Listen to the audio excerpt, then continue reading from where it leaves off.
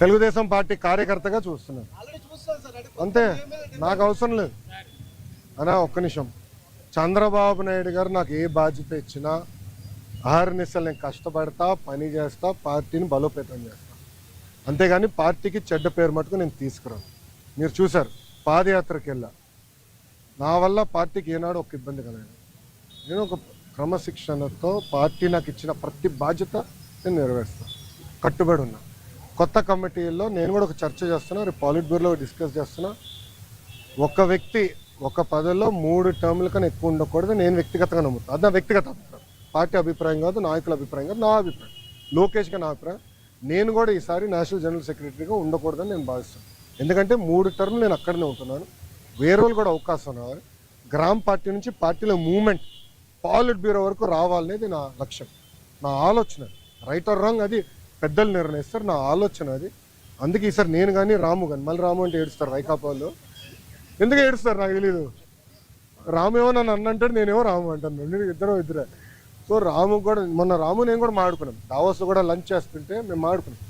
So రాము కూడా ఏదన్నా నేను కూడా వేరే దానికి వెళ్దాం, వేరే వాళ్ళకి అవకాశం ఇద్దాం, పార్టీలో మూవ్మెంట్ రావాలని మేము అనుకున్నాం. అమ్మ రోజా గారికి జ్యూరిక్కి దావోస్కి తేడా ఏంటో తెలియదు, నన్నేం చేయమంటారు స్వామి?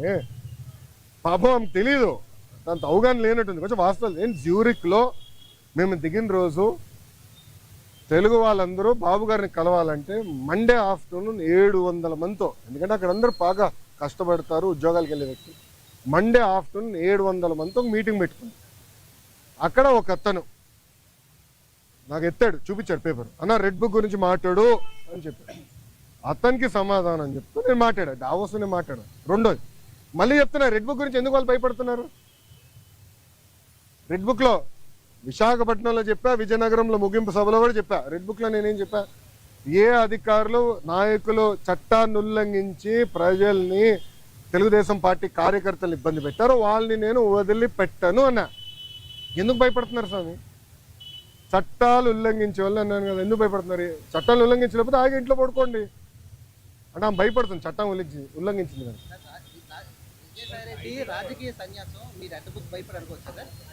అది ఆయన నడితే బాగుంటుంది సార్, నాకేం తెలుసు. నేను చట్టాన్ని ఉల్లంఘించే వాళ్ళని ఇబ్బంది పెడతాను నేను.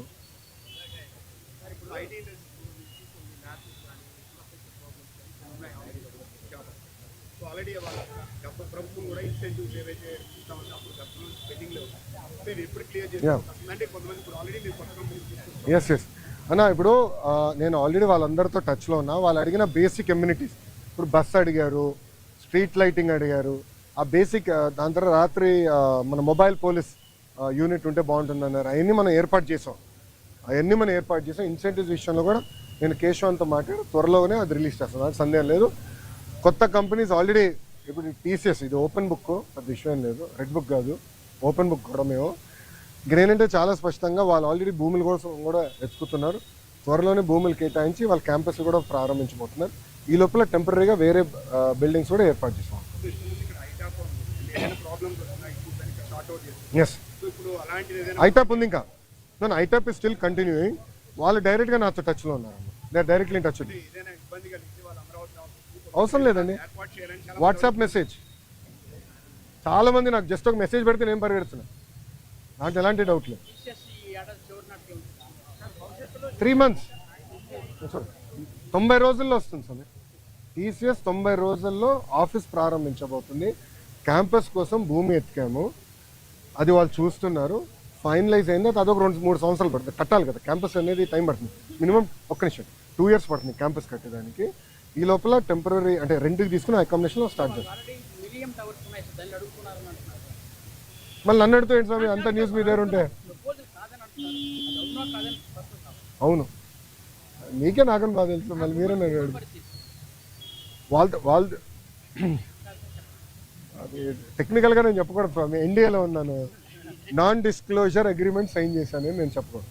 ప్లీజ్ అండర్స్టాండ్, లీగలీ బైండింగ్ కదమ్మా. మళ్ళీ నేను ఇదే కోర్టుకి రావాలి, ఓకే? అది నేను ఎందుకంటే అది ఎన్డీఏలో ఉన్నాం కనుక అయిందా నేను